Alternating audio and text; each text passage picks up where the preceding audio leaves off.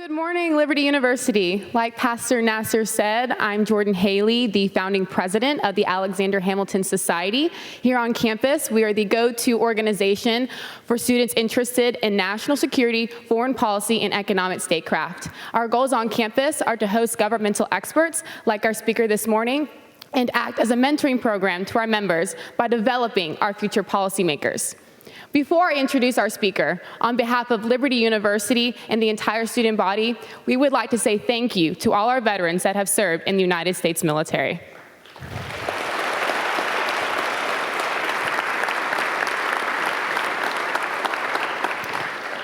Now it is my pleasure to introduce to you our speaker for this morning, my longtime friend, Staff Sergeant Eric Maddox. I have known Eric since I was 11 years old with our involvements with the USO, and Eric is most famously known for being the mastermind behind the capture of Saddam Hussein, which he goes into incredible detail and accuracy in his book, Mission Blacklist 1. And his current role is acting as a leading interrogator in the Middle East. So please join me in the Alexander Hamilton Society in welcoming Staff Sergeant Eric Maddox to Liberty University.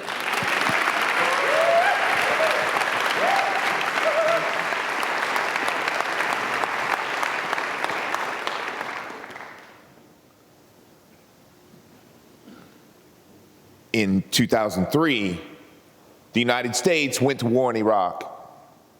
And at that time, I was a staff sergeant in the United States Army, and I was a trained interrogator, but I had never actually conducted a live interrogation before.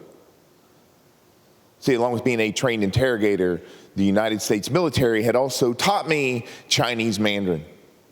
And for years, the Army had decided that I was much more valuable as a Chinese Mandarin linguist than I would ever be as an interrogator.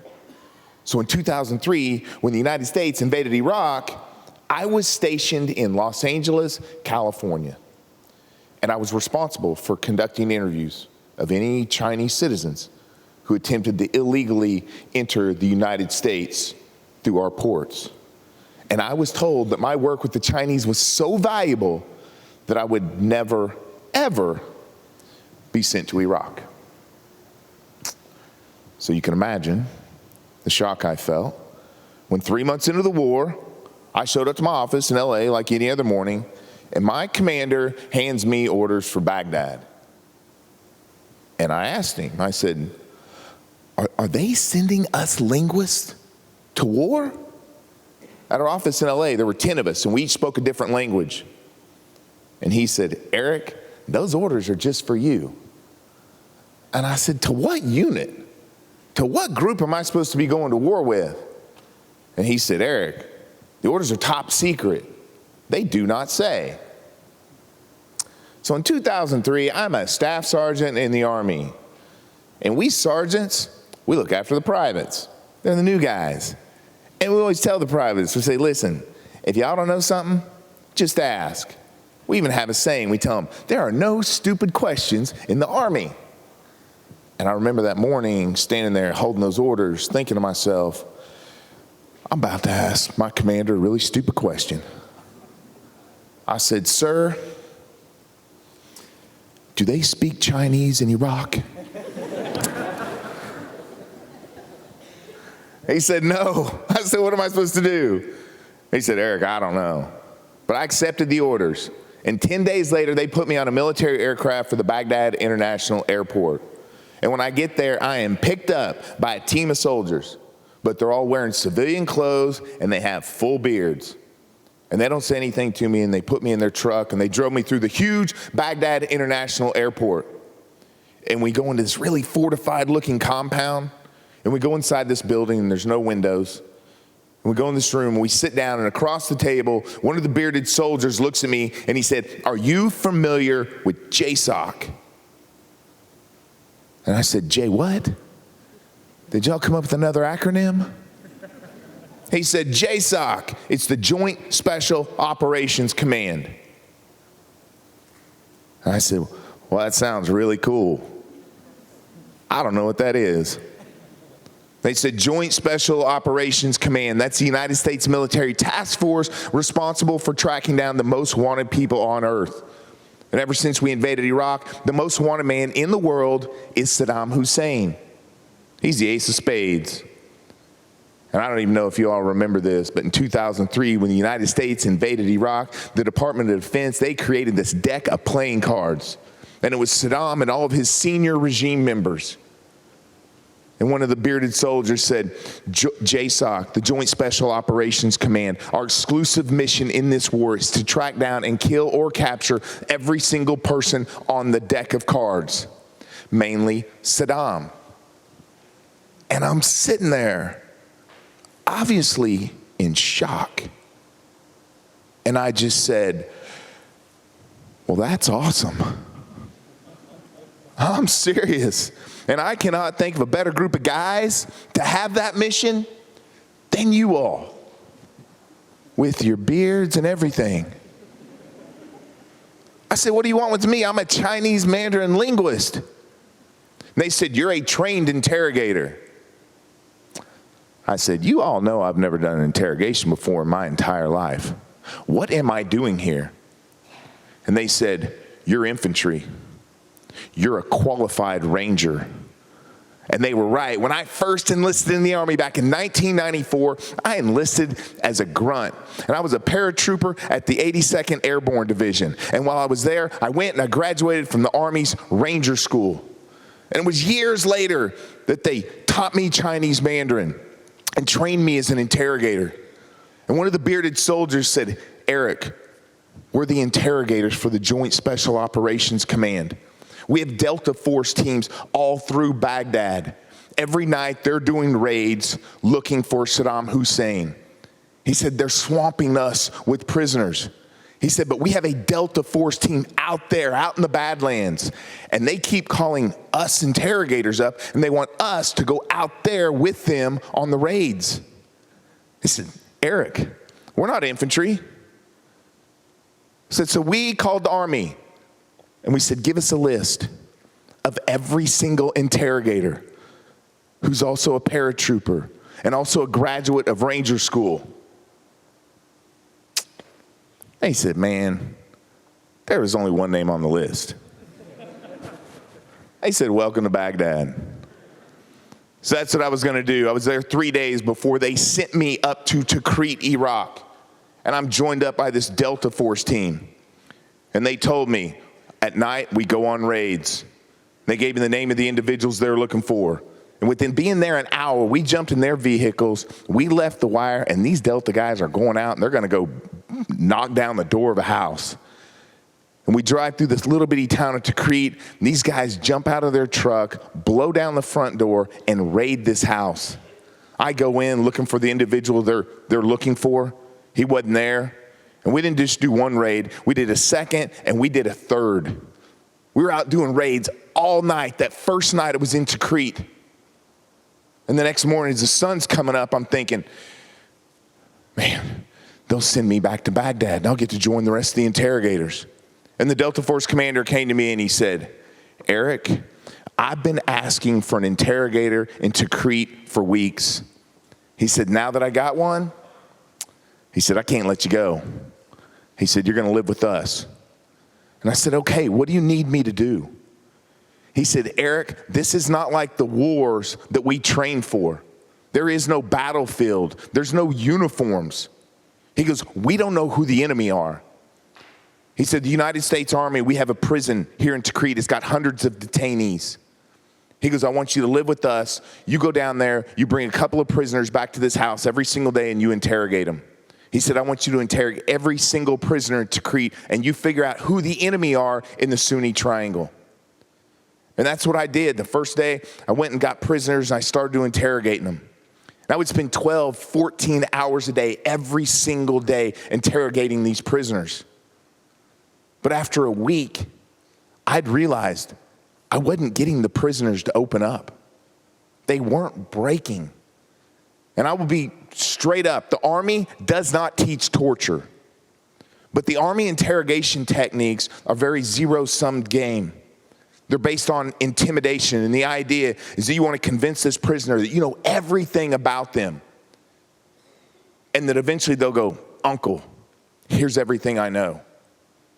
but they didn't work. I mean, the prisoners weren't opening up. And I knew this is not what the Army wanted me to do. And I told myself, if I'm going to get these prisoners to open up, I've got to find a way to connect with them, to communicate with them. And I told myself, the next day I'm going to bring in a prisoner, I'm going to take off his hood, and I'm just going to talk to him. I'm going to see how long I can keep him talking. And I did. I just started asking him questions about his life, what it was like to live in Iraq under Saddam in the Sunni Triangle. He didn't break, he didn't confess, but he would talk to me. And I noticed over the hours and hours that I'm talking to this prisoner that sometimes he was more engaged with me and sometimes he was less. And I started to realize it was me, it was my behavior towards him. And that the more that I could engage with them and pull out my biases and my distractions of this prisoner, the more that they would open up to me. And each day I would bring in prisoners and I would spend 4, 5, 6, 8 hours a day with them, just talking to them. And I started to realize that if I can literally clear my mind of all the distractions in my world, my prisoners will open up to me. They'll really start talking to me. And what I also realized is that if I can do this and truly listen and put myself in their shoes, I can tell when my prisoners are lying to me. I could talk to a prisoner for 3 hours and tell you exactly the 6, 7 times where they're lying. And I thought, maybe this is what good interrogation, maybe somehow this can help this Delta Force team. And one day I'm talking to this prisoner, and we're going on for 2 straight days.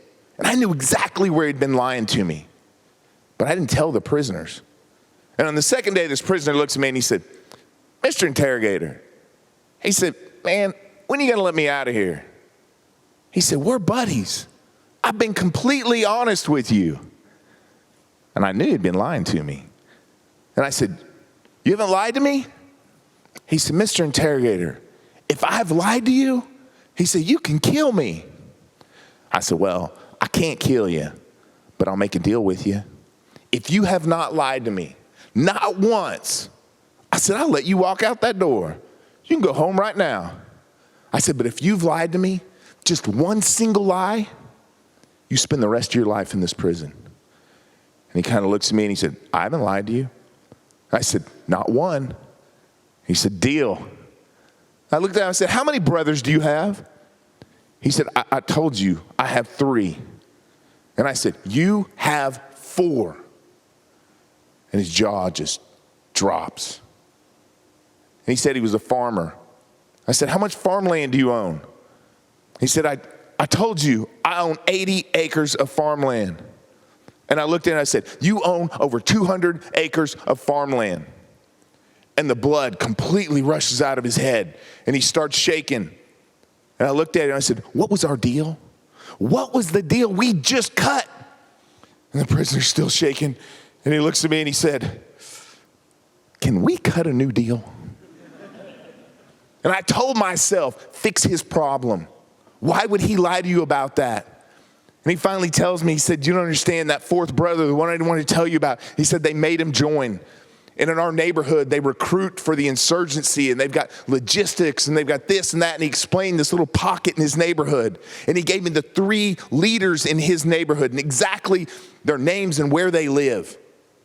And I went to my Delta Force commander. His name's Bam Bam. And I went to Bam Bam and I said, "I think I actually got you intel." I said, "If you go to these houses, we may actually capture somebody we're looking for." And we went that night, we raided all 3 houses, and we finally captured someone we knew that we were looking for. And I brought him back and I did the exact same thing. I just listened to him. I just talked to him. And they would open up, and by the end of the night, one of those prisoners told me, explained, "Listen, the insurgency got me involved because of this." And he gave targets. And I told Bam Bam, I said, "I can get you targets every night." I said, "Just let me work with these prisoners." And Bam Bam said, "You can do whatever you want. I want to hit every single house." And from that point on, I would interrogate during the day. At night, we raided houses. We'd bring in new prisoners, and we started it over again. And I could eventually get these prisoners to talk quickly. And they started opening up about the war and the insurgency in the Sunni Triangle. And after 3 months and 200 interrogations, we'd built a link diagram of over 2,000 names on it. And we'd realized that it was all connected. And at the very top of the entire insurgency in the Sunni Triangle was one man. And he was an inner circle bodyguard of Saddam Hussein. So Saddam, brutal dictator, everyone hated him. Smart, brutal dictator, and knew everyone hated him. He had hundreds of bodyguards, and they were all from his hometown of Tikrit. But when we invaded Iraq and we went to Tikrit, all these bodyguards, they just left. They were not involved in the insurgency, or they were just sitting at their home. Except for this one guy, this Muhammad Ibrahim, was running the whole thing. And at that point, Bam Bam told me, he said, I want every focus on Muhammad Ibrahim. No more low-hanging fruit, no more raids. I want Muhammad Ibrahim. And at that point, I went after his friends and his relatives. And one day we captured his closest business partner. And the closest business partner of this leading insurgent, Muhammad Ibrahim, he breaks. And he tells me, he said, Muhammad Ibrahim, he has a driver. And the driver knows everything. And I told the prisoner, I said, you got to take me to the driver. And the prisoner kind of looks at me and he said, Mister, Muhammad Ibrahim's driver's sitting at his house every day. You can go pick him up anytime you want. I said, how's that possible? And the prisoner tells me, he said, listen, Muhammad Ibrahim's driver lives next door to the governor's mansion in Tikrit. So to explain kind of the political setting of this war, Saddam Hussein, he's Sunni. We kick Saddam out of power. All Sunnis hate us.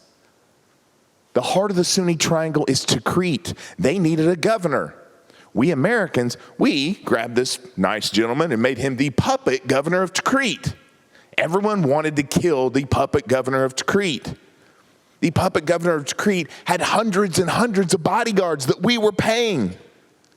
And my prisoner's saying, by the way, that governor of Tikrit, your puppet governor, next door to him is Muhammad Ibrahim's driver. I said, how's that possible? And the prisoner said, Muhammad Ibrahim's driver, the one that lives next to the governor of Tikrit, Muhammad Ibrahim's driver's cousin is the head of security for that governor of Tikrit. Are you guys tracking? So I went to Bam Bam and I explained the whole thing. I said, we got to go after the driver. He's sitting at home. I can get you for him. And Bam Bam says, good job, man. Way to go. I said, just real quick, not a big deal. But Muhammad Ibrahim's driver is the cousin of the head of security, the governor of Tikrit. And Bam Bam said, we ain't touching that driver. He said, Eric, the only reason our puppet governor is alive is because of that head of security. That head of security has a direct line to Washington, D.C. And if you're telling me Muhammad Ibrahim's driver's the cousin of the head of security, the governor of Tikrit, we ain't touching Muhammad Ibrahim's driver. And the one thing I love about my hero, Bam Bam, is I just told him, I said, sir, I can't get Muhammad Ibrahim without that driver. And he said, all right, we'll go get him. He said, I don't know what this means, but we are going to get in trouble, but we'll go get him. And Bam Bam and the team went and they arrested my driver. And I brought him back and it took me 8 hours of interrogations. But after 8 hours, the driver breaks. And he looks at me and he said, I'm the driver of Muhammad Ibrahim. He said, I deliver millions and millions of dollars and all the orders from Muhammad Ibrahim to the entire insurgency. Every week I deliver millions of dollars. And I said, you have to take me after Muhammad Ibrahim. And the driver looks at me and he said, you don't want him. He said, you want the president, Saddam. He said, Muhammad Ibrahim's taken all the orders from Saddam. And I said, where is he? Where is Saddam? And the driver looks at me and he said, I don't know. Only Muhammad Ibrahim actually knows where Saddam is. And I told the driver, I said, man, I'm going to get you out of here. You're going to be a free man. You have to take me to your boss, Muhammad Ibrahim. And he said, Eric, every night I drop my boss, the bodyguard, Muhammad Ibrahim, off at one of 5 safe houses. He'll be at one of those 5 safe houses tonight. And he gave me all the locations. And I went to Bam Bam and I said, driver broke. We're going after Muhammad Ibrahim. He can take us to Saddam. Got 5 hard targets, safe houses here in Tikrit. And Bam Bam looks at me and he said, man, we should not have arrested that guy. He said, headquarters just shut us down. He said, as of tomorrow, we have to halt all operations. He said, and they've decided you're going home early. So I don't know how many of y'all have ever been in the military before, but if you're asked to leave your wartime deployment early, things are not going well. They will often ask for you to stay longer. If you're asked to leave early, you've officially flunked your deployment. But I told Bam Bam, I said, what are we going to do about these safe houses? And he said, Eric, we're shut down as of tomorrow. So tonight, we'll raid all 5 houses. That night, Bam Bam and the team went and they raided all 5 of the safe houses of Muhammad Ibrahim. And he was not at any of them. And he brought me back all the prisoners. And what used to take me hours, I could get them to break in minutes. And they did. They started telling me, they said, yep, Muhammad Ibrahim was staying here. And the other prisoner said, listen, he was staying here on some nights, but you guys pushed him out. You scared him away. He went to the town of Samara. And another prisoner said, listen, in Samara, this is his commander. I'll take you to his house. And I went to Bam Bam and I said, those were 5 good hits. I said, we pushed him to this exact spot. I said, one more raid. And Bam Bam said, all right, let's go. And that night we went and we raided the sub-commander's house in Samara. And Muhammad Ibrahim was not there.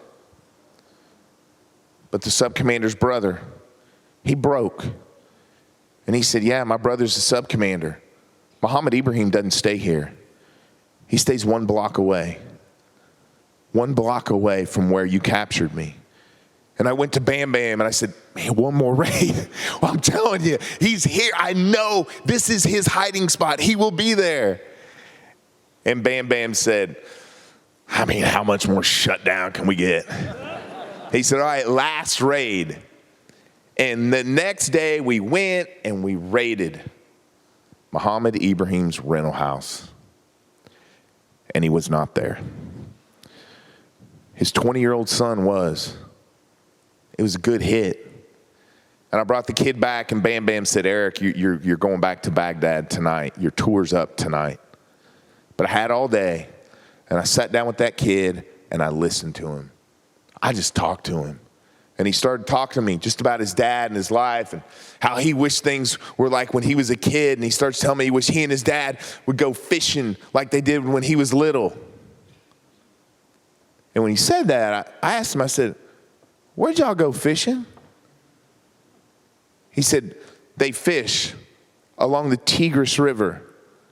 And I said, where? He said, well, they just built this fish pond next to the river.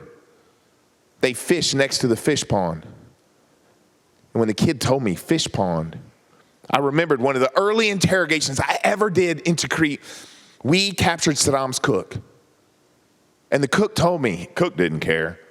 He was like, I've been Saddam's cook for 8 years. I've cooked every meal for that guy. He said, it's pretty much the easiest job in the world. He said, Saddam, he just likes to eat this fish. And the way I prepare it is called mazgoof. And the cook said, I make the best mazgoof in the world. I'm Saddam Hussein's cook. Why in the world would you build a fish pond during the middle of a war unless you had to stock the pond so that you could get fish for your brutal dictator boss because you couldn't go to the market because the United States had occupied your country? And I went and explained all this to Bam Bam. And he said, we've been shut down and you're telling me now we're going to go raid a fish pond? And I said, you're going to do it, aren't you? He said, oh yeah, we're going to do it. And that night, Bam Bam and the team went and raided a fish pond in Samara. And when he gets there, he calls and he said, Eric, we got 2 guys. 20 minutes later, he calls back and he said, it's a dry hole. It's not Muhammad Ibrahim. He goes, Eric, I got 2 fishermen. He said, get all the prisoners. You're going to Baghdad. Your tour's up. And Bam Bam and the team brought me the fishermen. I said goodbye to that team. I loaded up all the prisoners on a huge Chinook helicopter, and I flew to Baghdad. And when I get there, the interrogators tell me, they said, all right, we're going to let all your prisoners go tomorrow.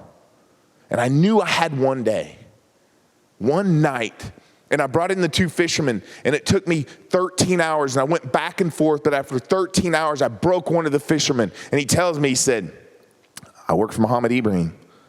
I catch fish out of the river, I put it in the pond. He said, every few days, they grab fish out of the pond. And I said, where did he go? And the fisherman tells me, he said, 3 days ago, Muhammad Ibrahim and his deputy came to me. And the fisherman said, that deputy, it's my cousin. And he said, they got the address of my cousin and I's mutual aunt and uncle in Baghdad. He said, I think they went to that house. And we pulled out the map and we got the sketch, and I called the Bam Bam of Baghdad. I said, I need you to hit this house. He said, yeah, man, we do 5 raids a night. I'll put it on the list. And that's all I heard. And I'm told my flight is leaving the country. I'm going home in 3 days. But I don't get to go straight back to the U.S. I got to go to Doha because I got to explain to the headquarters of the Joint Special Operations Command why I thought it was necessary to arrest the cousin of the head of security of the governor of Crete. And my days came and went, and I was hoping they were going on that raid. And at 1 o'clock in the morning on the 3rd day, the Bam Bam of Baghdad calls. And he said, Eric, we had a slow night. We did your raid. He said, we didn't find Muhammad Ibrahim. He goes, we just got 4 prisoners. And they brought the prisoners in at 3 a.m. My flight leaves at 8. I brought the homeowner in and I sat him down and I started my interrogation, and I told myself, just listen to him. And I started to talk to this prisoner, and I quickly realized, this guy's not from Baghdad. This man's from Tikrit. And it took me till 5 in the morning, and I finally figured it out. This is the deputy. This is Muhammad Ibrahim's deputy. That was a good hit.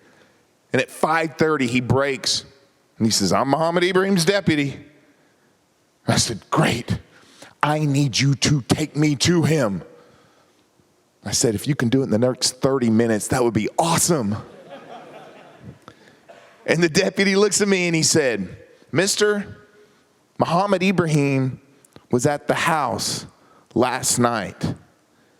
And I'm like, man, I just missed my guy again. And I told the prisoner, I said, imagine, where would he go?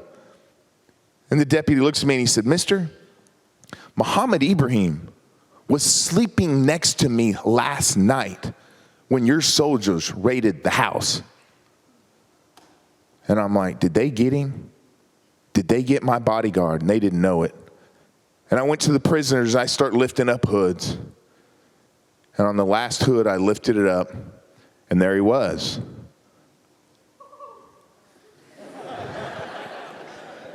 That's exactly how I felt.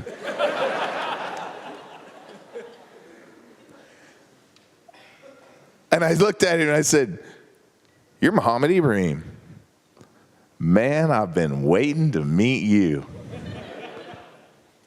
He said, you're the interrogator from Tikrit. He said, I've been waiting to meet you too. It was 6 o'clock in the morning. My flight left at 8. The one guy I was looking for, I had 2 hours to interrogate. Saddam Hussein picked one guy that he knew would never, ever, ever give up his location. And I brought that guy in, I sat him down, and all I did was talk to him. But I did it minus any of my biases or my needs or my prejudices or anything. I just listened to this man, and I told myself, you solve his problems and he'll solve yours. And at 90 minutes into that interrogation, he looks at me and he says, I don't know if I should do it. I don't know if I should do it. And I said, oh yeah, you should. You really, really should. And he said, I can't. And I said, they're going to pull me out of here. I'm leaving this country. I'm the only one that knows how to help you. I said, I need it now. And he said, I need time to think. I can't. And I said, I'm going to leave. You're going to change your mind when I'm gone. Make them come talk to you. No other prisoner, no other interrogator knows who you are. Make them come talk to you. Yell, scream, do something, because no one's going to talk to you again. And I took him to his cell, and I left. I packed my bags, and they're driving me to the flight line. I'm leaving the country.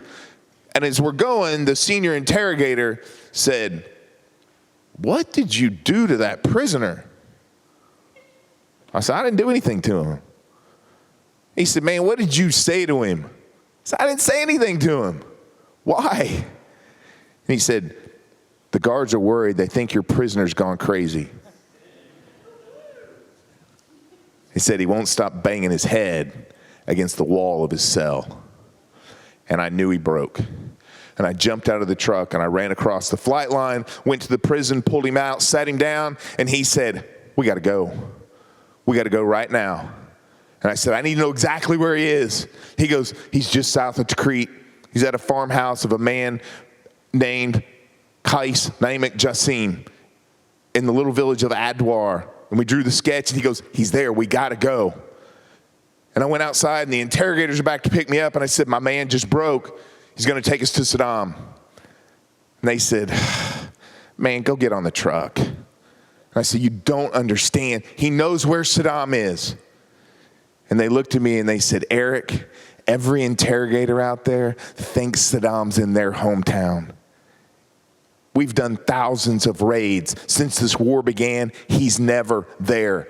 Go get on the plane. And I gave him the information. I said, please call Bam Bam. Tell him Muhammad Ibrahim's dying to take him to the Ace of Spades. I gave him the map, and I left. They put me on that flight, and I flew to Doha, Qatar, where I'm about to get in trouble because cousin, head of security, Governor Tikrit. The next morning, I go in for this briefing, and a senior officer opens the door, and he said, all briefings are canceled. Clunk. So I knocked on the door again. I said, I don't really want to be here, but I don't think I can leave the country until I give this brief. And he said, all briefings are canceled because we got him. We got him last night. And he pulled me inside and he said, Eric, when you left, we called Bam Bam. And Bam Bam and the team got on a helicopter, flew down, grabbed Muhammad Ibrahim, took him back to the house, and executed the raid at the farmhouse of Qais Namek Jassim. And they couldn't find him. They couldn't find him for an hour. And after an hour, Bam Bam goes to the truck, grabs the prisoner, takes his hood off, cuts off his handcuffs, and he said, where is he? And Muhammad Ibrahim grabs Bam Bam by the hand, walks him around the back side of the house, and he starts doing this. Starts kicking at the sand. And Bam Bam and the team moved him and start digging. And they found a rope. And they continued to dig, and they saw that the rope was connected to a lid. And they kept digging, and they cleared it out. And they're standing there, and they reached down, and they pulled it open, and they're staring at him. Saddam. We got him. And we got him from the one man that he trusted never, ever, ever give up his location. And I didn't lay a finger on the guy. And it wasn't because I was being nice. It's because I knew the only way to connect with someone is you got to listen to them. Whether they're the enemy or the friend or your best friend or your parent. The only way to connect with anyone is to listen to them. That's all I did. And in 90 minutes, he said, come on, man, let's go. Matter of fact, we got to go. You can't find him here. Let me show you exactly where he is.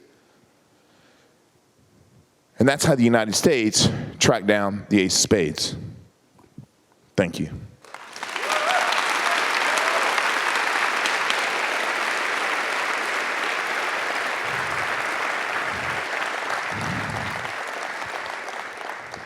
Don't come up here yet, Nasser. I'm not done.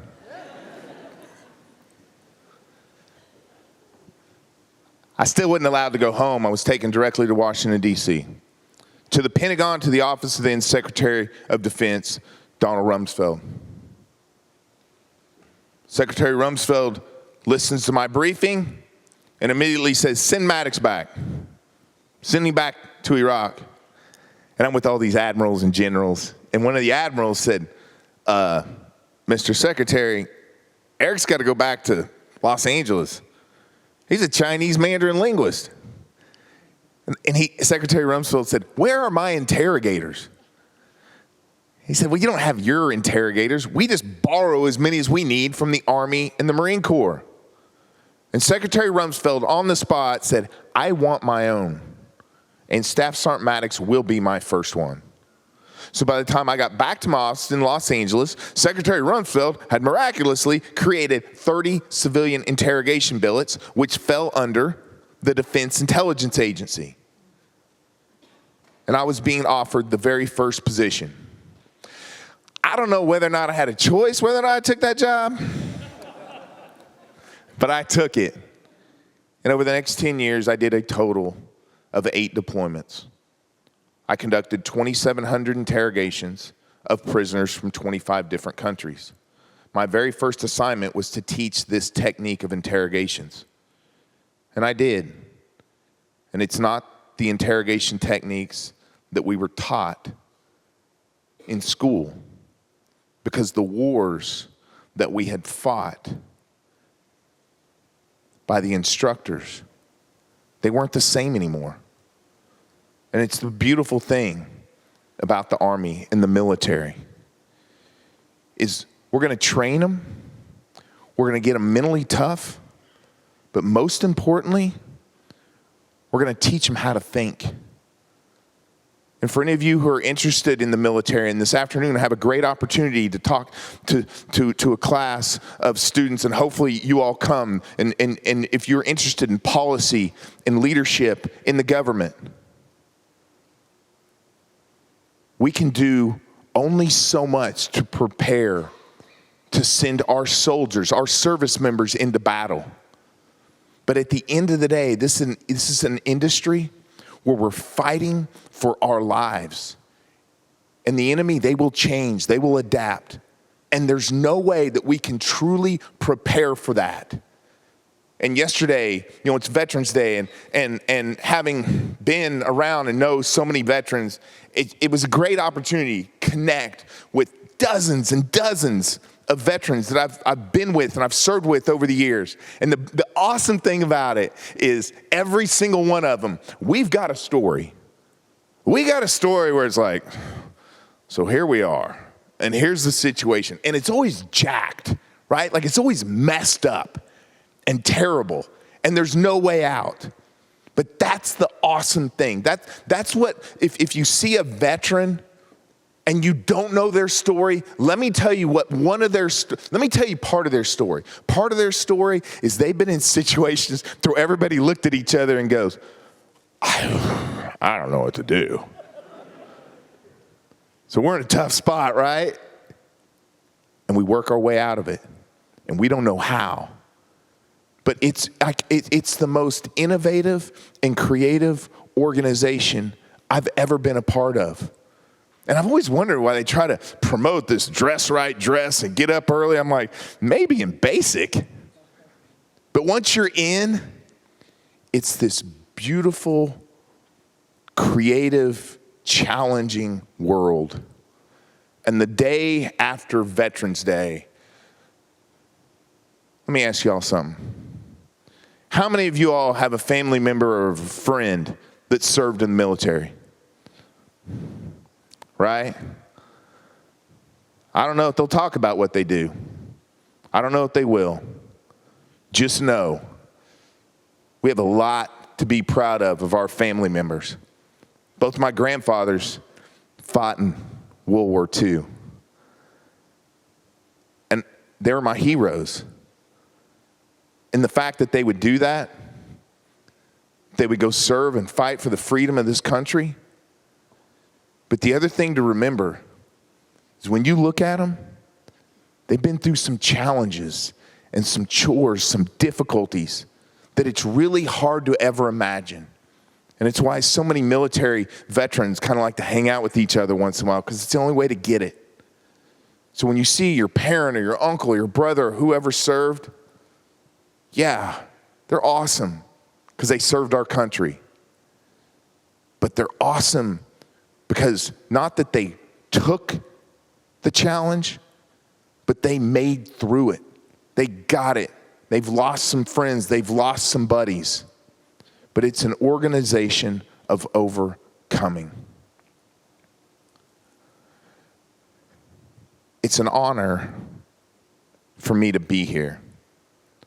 It's an honor for me to talk to any group of students, junior high, high school, college, but particularly this group. This is Liberty University, and I'm a born-again Christian. And I could tell you part of my story of being a Christian, but when you track down Saddam, if you're an interrogator and you track down Saddam Hussein like that, you have just reached the top of your professional career. I peaked at 31 and there's no way to go up. And you think, man, life's got to be good for you, right? But what I realized was that everyone's coming after you. People say, well, you must have tortured people. And other people say, you're taking too much credit, or that's not how it works, right? And I, for years, the only way, I didn't want to defend myself. The only way I knew how to defend is I said, I'm going back. I'm going to show you. I'm going to do it again. Watch this. And I went back and back and back. And instead of living this life of where I could just be thankful to God of what he gave me this opportunity to do, I was in a place where I was fighting to prove to the world that I was the greatest interrogator in the world. And I deployed 5 times in 3 years after the capture of Saddam. And then I was going on a deployment, and my wife told me, she said, you need to make a decision. You're only happy out there. If you're going to be a part of us and we need you to lead this family, you have to learn to live here. And I told her, I said, I can't breathe here. I can only breathe in the battlefield. And it's not because I'm a hard guy, right? It's not, I couldn't adjust here. And she gave me these tapes, these Christian tapes from this awesome preacher named Adrian Rogers. He passed away, but he's a Baptist preacher, and he's incredible. And I started listening to these tapes. And then part of Scripture, and I didn't truly understand grace. I didn't know what that was. And it has changed my life completely. Because I just didn't understand that I could be forgiven for what I'd done. And it released all the pressure, and I get to live now back home in comfort and ease. And that's just part of my story, right? But the last part I want to finish with, that I need you to know, right? Every convocation, you're going to have some highly educated, very smart, religious Christian scholars come up here. And I'm not that guy. But for the last 10 years, I have studied and studied the Bible. Because I'm an intelligence collection officer. That's the one thing I can give you. I've done more interrogations than anyone you will ever meet. And when you gather intelligence, you don't just keep it for yourself and go, oh, that's cool. You have to go write these intel reports. I've written over 1,000 intel reports. And my goal as a collector, I seek the truth. I don't just grab the intelligence and go, hopefully that's true, and send it away. My job when I ask questions, when I do interviews, I need the truth. And when I was released of this stress and this pressure by the grace of Jesus Christ, I said, all right, I got to figure this out. If this is legit, I got to study it. And I studied and studied and studied. I'm not a religious scholar, But I am more than anyone you will ever know. Seek the truth. And I will tell you this. The one thing I know as an intelligence collection officer who's made a career out of this, the one truth I know to be certain is that Jesus Christ is the Son of God. He was hung on a cross.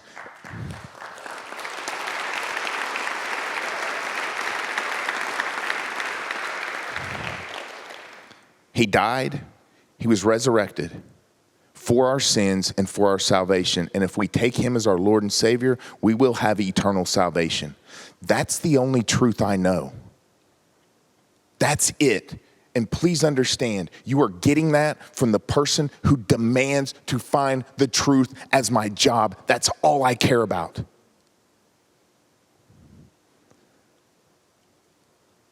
I did not discover this until my late 30s. It's the one regret I have in life. The joy and the happiness that I have from that, I hope you understand. If you have that, and it appears as though you do, you get that happiness for your entire life. You get that peace that the rest of the world does not get. And I'm not jealous. I just tell you, be grateful for whoever gave you that, whoever taught you that, whoever gave you that, and understand this last thing. Jesus Christ is not on this earth right now. You may be the only Jesus Christ anyone ever sees. So please go give them what somebody gave you and what somebody gave me and change my life. Y'all have an awesome day. Thank you very much. Let's thank Eric one more time. Phenomenal job, brother. Thank you. Thank you, brother. Don't go anywhere. One more question for you. Your story is riveting. Your testimony about the Lord is just absolutely compelling. Just one more time, have we not just absolutely appreciated our brother? Thank you, and thank you for your service as well. Real quick, Eric, today you'll be at our law school at 3:30. All right, so grab that mic again if you don't mind, and tell us what you're going to be speaking about at 3:30 for those who want to maybe come back as well this afternoon. Well, at 3:30, you're going to hear another story, the exact same one, about tracking down Saddam, but I'm going to reduce that, kind of shorten that, because what I want to do is I want to talk about, wait, what if we learned on the battlefield, human intelligence collection, interrogations, war, because the way that we fought wars prior to 9/11 to now has completely changed. And what does that mean for anyone who's going into that world of government and policy to where it needs to make a difference?